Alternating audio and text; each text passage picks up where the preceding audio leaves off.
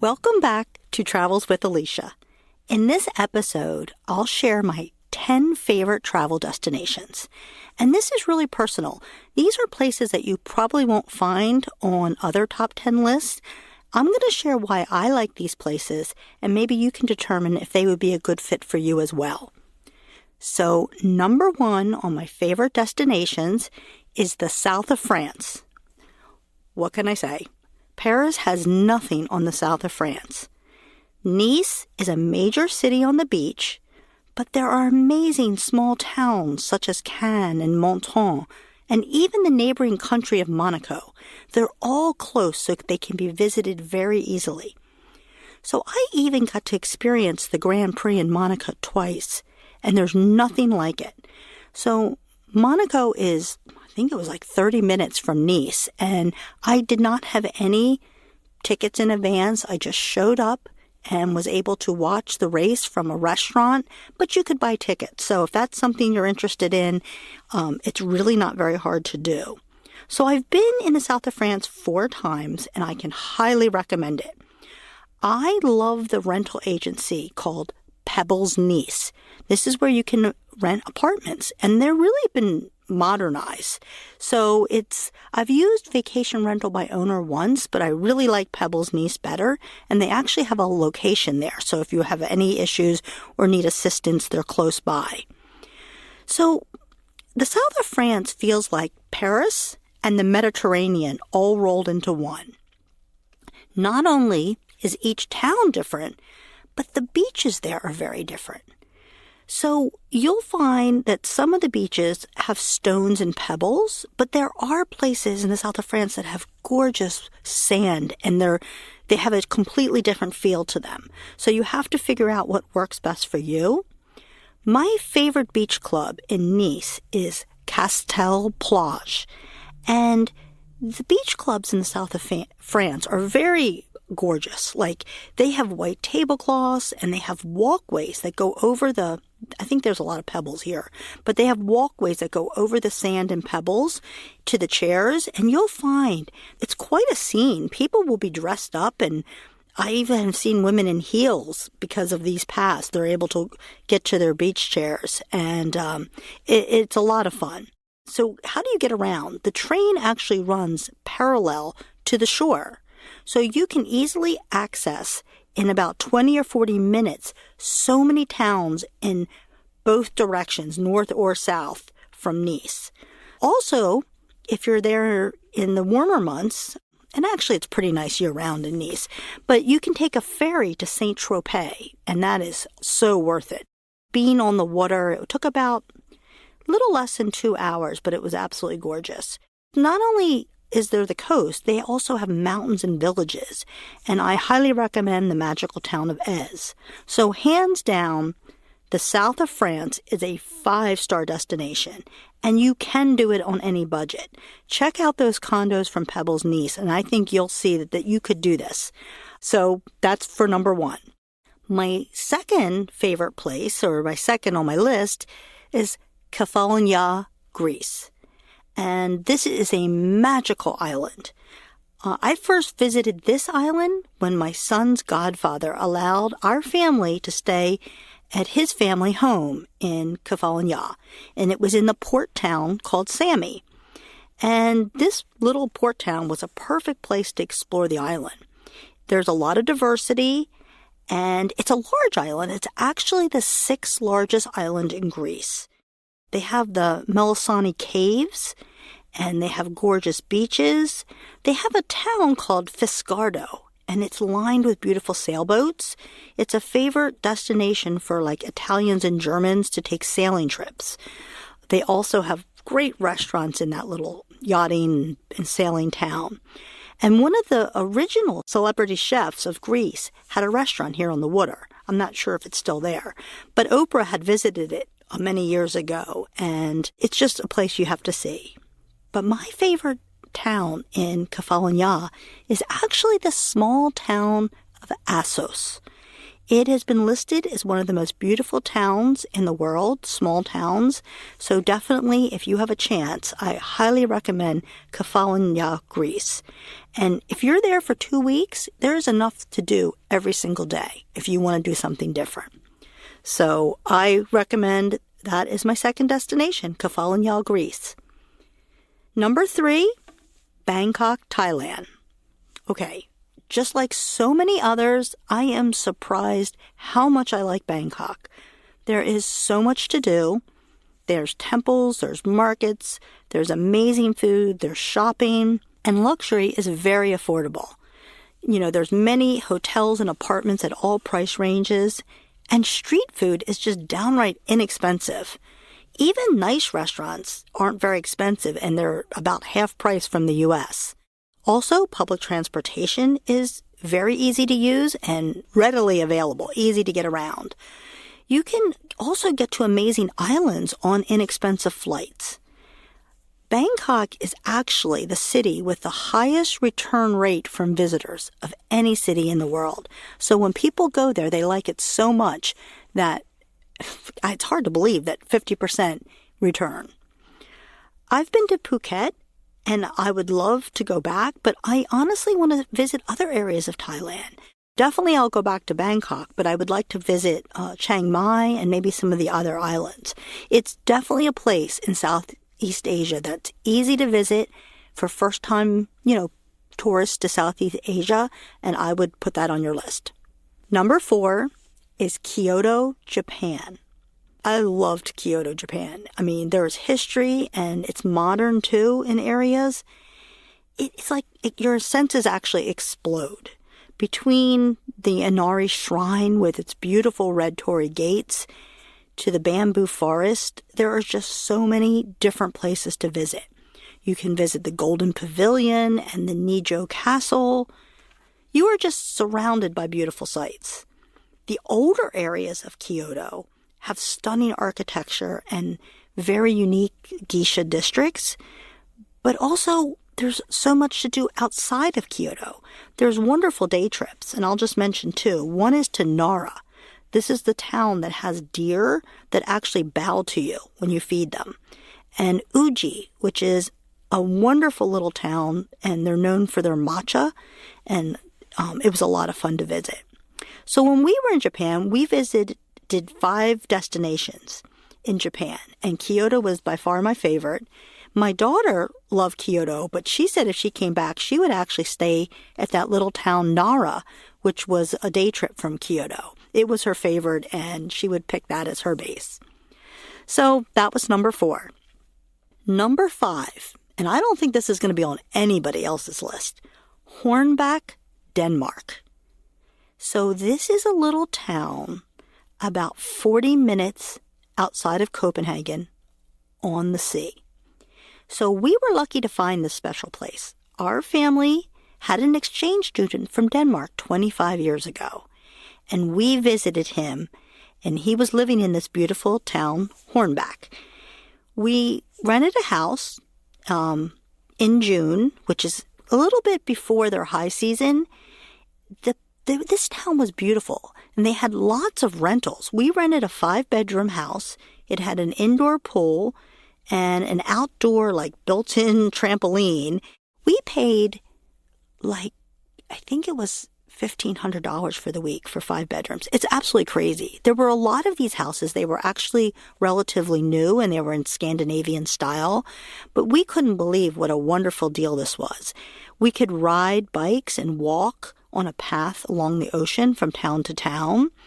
So our exchange brother happened to be living in the town of Hornbach, and it was like a fairy tale.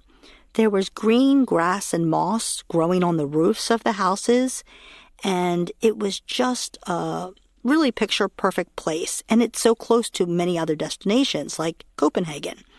So there was also great seafood in Hornbach. It felt very, coming from the U.S., it felt a little bit like Maine. And we even took a boat trip to Sweden.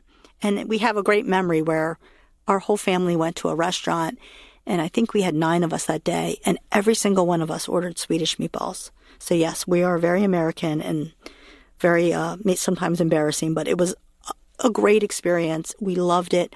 Hornbach, Denmark is a place I'd put on your list if you're willing to take that little journey outside of Copenhagen. You won't regret it. So number 6, Salamanca, Spain.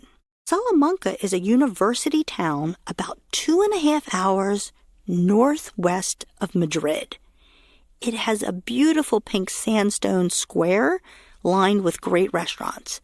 So this is not very touristy. There are tourists that go there, of course. Believe me, it's not a complete hidden gem here. People do know about Salamanca. But this is very alive with locals and people at the university. And I don't feel like the prices are very high compared to other towns in Spain. I remember making a reservation at this fantastic restaurant, and it was Valentine's Day, and there was a wait. So we sat and had drinks. And this is a place where, in Salamanca, the tapas are all free when you order a drink. They're also very substantial.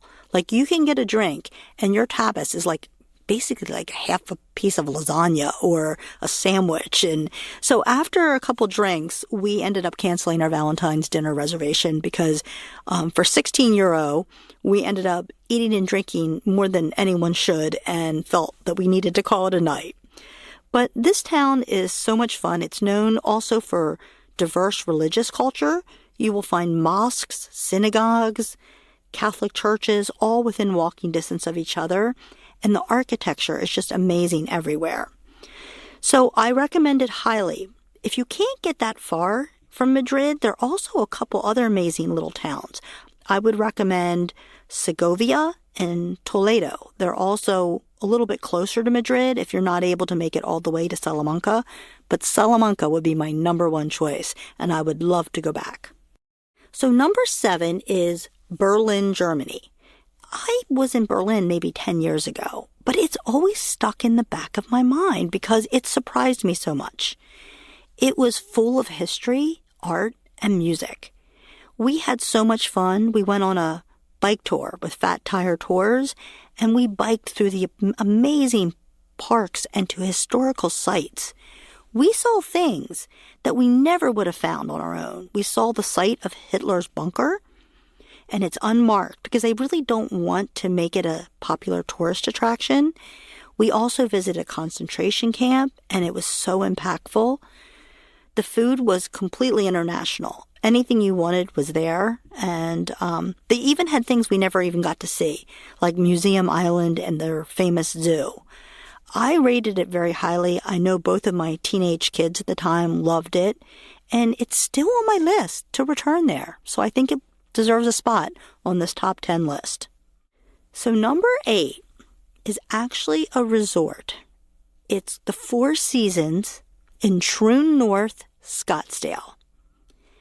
This is a place that I visited with my work several times, and I had the opportunity to bring my mother-in-law and my daughter on one of these trips.